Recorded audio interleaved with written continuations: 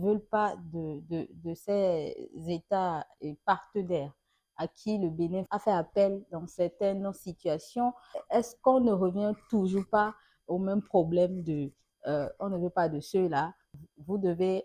rester avec nous pour qu'on résout le problème, alors que nous autres, on ne peut pas résoudre le problème seul. Il faut quand même ces États étrangers-là pour nous aider à le faire. Alors, vous posez une question qui a été une réelle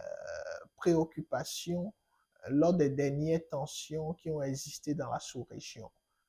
Tensions autour des partenaires géopolitiques que chacun devrait avoir ou non pour qu'on puisse avancer. Depuis ce temps jusqu'au jour d'aujourd'hui, on peut constater qu'il y a une certaine maturité dans la nécessité de résoudre le problème et les conditions de résolution efficaces et efficientes du problème, qui aujourd'hui ne dépendent pas forcément de qui le Bénin choisit d'avoir comme partenaire sur la scène internationale ou de qui le Mali ou le Niger décide d'avoir comme partenaire, mais qui est beaucoup plus concentré sur la capacité du Bénin, du Niger, du Mali, du Burkina Faso, du Togo, du Ghana et de tous les autres à pouvoir tirer le maximum profit des différentes coopérations géopolitiques et de fédérer les efforts issus de ces coopérations dans la résolution du problème sans pour autant permettre que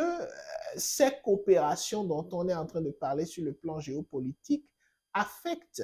et corrompent le processus de prise de décision et de résolution du problème au niveau sous-régional. En d'autres termes, il s'agit ici de faire appel à la capacité des États à ne pas permettre à un quelconque partenaire géopolitique d'interférer dans leur implication pour ce qui est de la résolution du problème. C'est ce qui est réclamé, au fait,